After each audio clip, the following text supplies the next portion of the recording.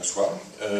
Ce dont je vais vous parler rapidement, c'est un cas particulier de ce qu'a dit Sylvie Chaucron, c'est-à-dire qu'elle a bien expliqué que ce qu'on voit, en fait, c'est une espèce de combinaison de ce que notre cerveau sait a priori, de ce qu'on sait a priori, et de ce qui arrive par nos yeux. Et qu'on combine ce qu'on sait a priori sur le monde, et puis ce que les yeux nous apportent, et puis de ce mélange résulte ce qu'on perçoit. Et la lecture, c'est un bon cas d'illustration de ce principe, dans la mesure où la lecture, ça s'apprend. Autrement dit, ce qu'on fait d'un mot qu'on voit, c'est quelque chose qui résulte d'un apprentissage. Quand on voit un mot, on voit beaucoup plus que ce qui arrive simplement par nos yeux. Bref, après ces préambules ensoleillés, je vais commencer, étant neurologue, par une histoire clinique, une histoire neurologique, qui est très célèbre, qui est une histoire qui est très importante, disons, dans l'histoire de la neurologie en général et de la neurologie de la lecture en particulier. C'est une histoire qui a été décrite et écrite par Jules-Joseph Desjrine, qui était un neurologue parisien de la fin du 19e siècle. Et Desjrine, que voici, a décrit le cas d'un patient. Alors l'article est assez long, très détaillé, etc. Mais l'essentiel de ce qui est arrivé à ce patient est résumé dans cette phrase de Desjrine qui a écrit « Le malade s'aperçut brusquement qu'il ne pouvait plus lire un seul mot, tout en écrivant et en parlant très bien, et en distinguant aussi nettement qu'auparavant les objets et les personnes qui l'entouraient. » Autrement dit, cet homme-là, il s'est réveillé un matin, et puis il a essayé de lire son journal, et puis il voyait son journal, il voyait les lettres sur le journal, mais il ne reconnaissait aucun mot, il ne reconnaissait aucune lettre, c'était pour lui comme du chinois, il ne connaissait pas le chinois. Et le point intéressant, c'est que, à part ça, tout allait bien, c'est-à-dire qu'il reconnaissait les autres choses, les visages, les objets, etc. Il parlait normalement, il comprenait normalement ce qu'on lui disait, et il écrivait normalement. La seule chose qui n'allait pas, c'est que quand il voyait des mots, eh bien, il ne les reconnaissait pas, il ne reconnaissait même pas les lettres composant ces mots. Alors, l'histoire s'est prolongée sur quelques années, le patient a été suivi par Desjrine, il est resté sensiblement dans le même état, et puis il est mort quelques années après. Et Desjrine a fait l'autopsie du patient, et ce que vous voyez là, c'est un dessin qu'a fait Desjrine du dessous du cerveau du patient, comme si vous voyez mon cerveau comme ça, par en dessous. Et ce que vous voyez ici en noir, c'est le dessin d'une région qui était endommagée chez ce patient. Et c'est cette lésion, cet accident cérébral qui était à l'origine de cette perte de la capacité à reconnaître les mots et les lettres. Je ne sais pas si je prive de la vision des gens qui sont... Si j'étais assis, ce serait mieux, mais les gens qui sont au fond ne me verraient pas. Alors, je ne sais, c'est peut-être pas intéressant de me voir, de m'entendre. Enfin, ça m'est égal, je vais bien continuer comme ça. Alors, je crois qu'on n'a pas le temps de voter. Il faut que la tyrannie s'exerce. Alors, voilà, cette région qui est sur le dessous, donc... Je me relève. Je ne tiens pas en place. Cette région qui est sur le dessous de l'hémisphère gauche, hein, ça c'est l'hémisphère gauche que vous voyez à droite parce qu'il n'est pas en dessous, le dessous de l'hémisphère gauche, sur le dessous du lobe temporal gauche, eh bien c'est cette région qui, quand elle est endommagée, empêche de reconnaître les lettres. Alors, c'est curieux quand même, ça soulève une question, un paradoxe, une interrogation, cette simple observation. Parce que le fait de pouvoir perdre la capacité à lire et de ne perdre que ça, puisque ce patient n'avait perdu que ça veut dire qu'il avait dans la tête une machine à lire qui ne servait que à lire. Puisque, ayant une lésion, il n'a perdu que ça veut dire qu'il y avait un système qui ne servait que à ça. Bon, ça c'est un peu bizarre parce que d'où vient cette machine à lire? C'est pas la nature qui, simplement, à la naissance, nous a donné un organe de lecture comme il nous a donné des jambes et des bras. Parce que notre cerveau, quand on naît, est le même que le cerveau de nos ancêtres il y a 10 000 ans, 20 000 ans, 30 000 ans. Et à l'époque, il n'était pas question de lecture. Donc comment est-il possible qu'avec un cerveau qui est le même que celui d'il y a 20 000 ans, on soit capable, on ait un système qui serve à lire, alors que la lecture est une invention très récente. À l'échelle de la biologie, ça date d'il y a 5 000 ans, c'était hier. Donc d'où vient, quelle est l'histoire de cet organe cérébral, de cette machine cérébrale de la lecture? Alors, on va regarder précisément un peu quelle est l'histoire qui a mené à l'émergence de ce système cérébral de la lecture. Alors, on a besoin de deux choses dans le cerveau pour lire.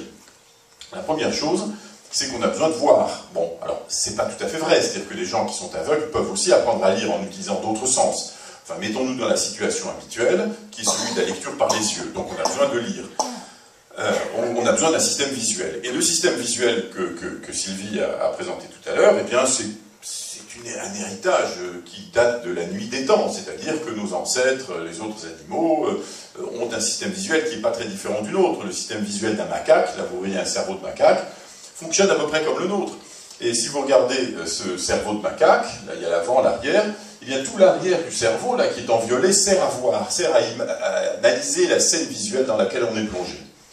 Et en gros, ce système est divisé en deux moitiés, deux parties. Une plutôt en haut, qu'on appelle dorsale, et puis une qui est plutôt en bas, dans la région temporale, qu'on appelle ventrale. Bon.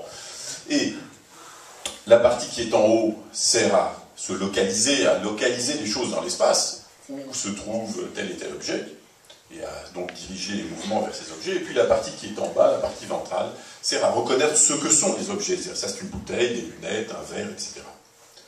Ok, donc ça on en a hérité de nos ancêtres. La deuxième chose dont on a besoin dans le cerveau pour apprendre à lire, c'est de langage, puisque finalement l'écriture c'est une manière de faire passer du langage sous forme visible. Et ça, l'apparition d'un système de langage dans notre cerveau, c'est beaucoup moins ancien évidemment que la vision, et on estime que c'est de l'ordre de 100, 150 000 ans, quelque chose comme ça, l'émergence dans le cerveau d'un système qui permet de parler au sens humain, moderne du terme. Alors, ça, c'est l'histoire biologique, hein. Vision, langage, ok. Ensuite, il se passe quelque chose. Il se passe quelque chose, comme je vous disais, il y a à peu près 5000 ans. Il y a une invention. Il y a des gens qui inventent. Invention, comme d'autres inventions culturelles, comme l'invention de la roue, du feu, que sais-je. Eh bien, il y a quelqu'un qui a de bonnes idées, même plusieurs personnes à différents endroits, en fait, probablement, à différents moments. Et on invente l'écriture.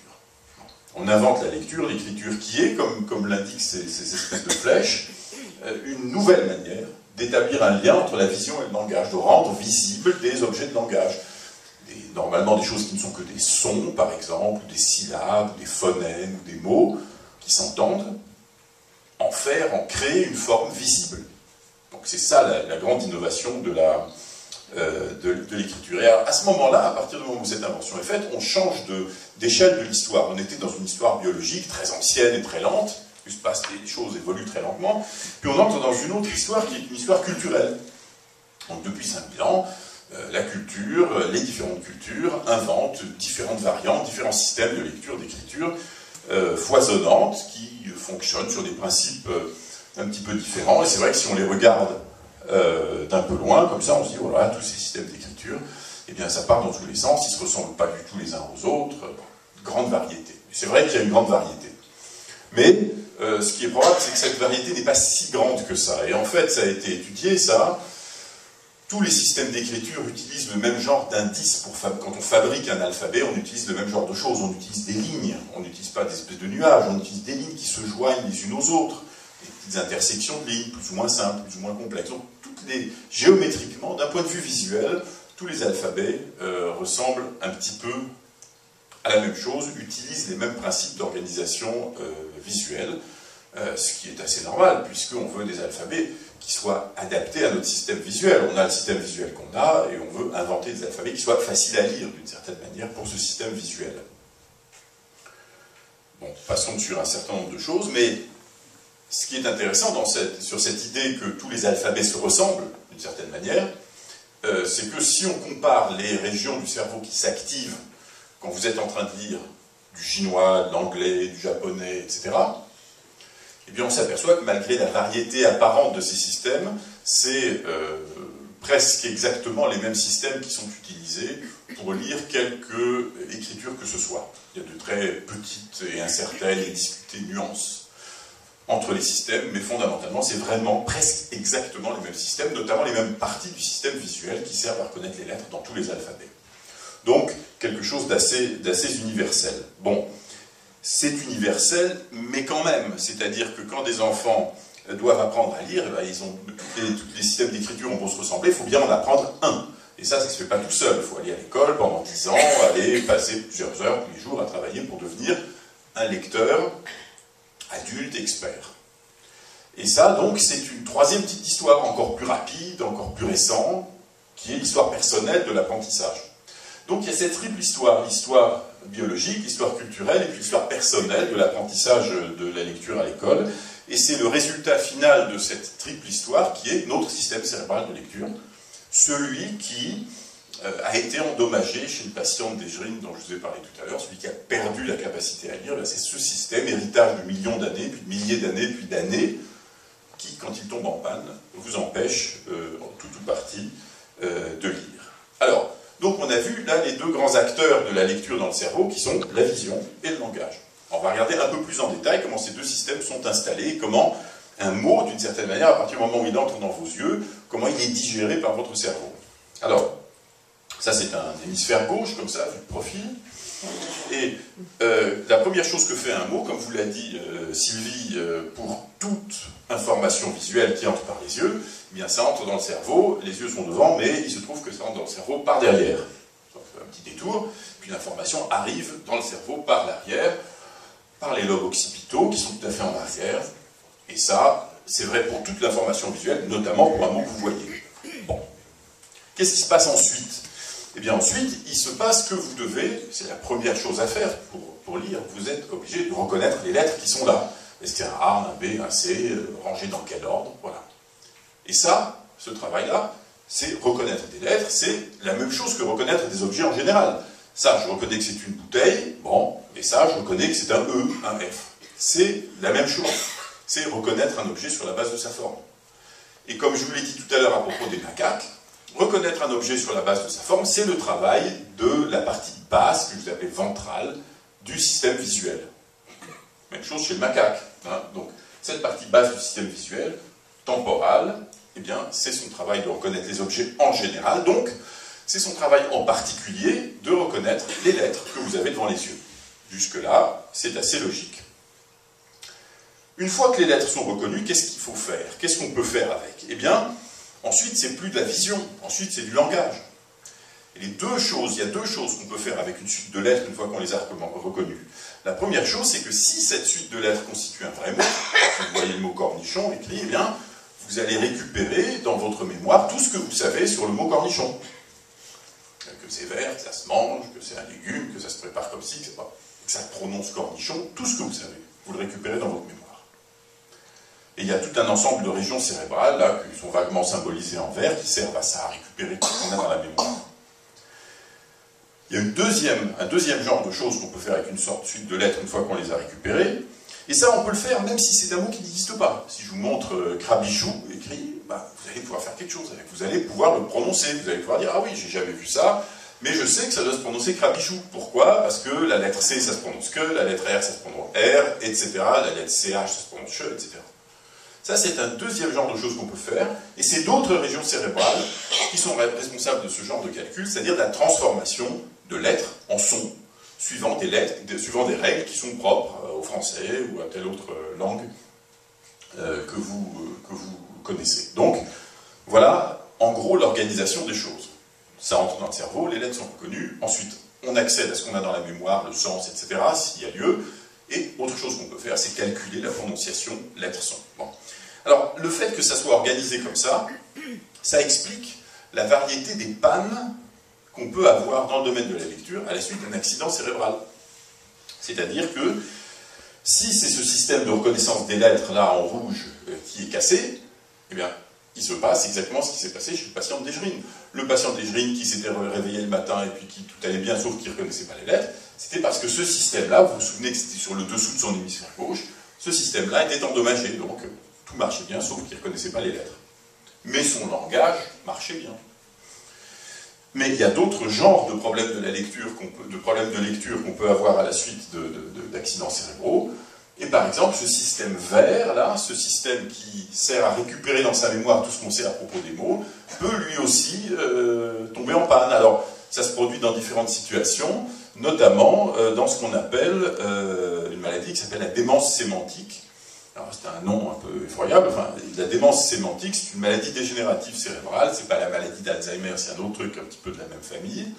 Et dans la démence sémantique, eh bien, les lobes temporaux, cette partie-là, à l'avant des lobes temporaux, dégénère, se détruit progressivement avec les années, et les gens oublient tout ce qu'ils savent à propos des mots. Ils oublient ce que les mots veulent dire, et ils oublient la prononciation des mots également. Par exemple, si je vous montre le mot abbaye, qui s'écrit A-2-B-A-Y-E,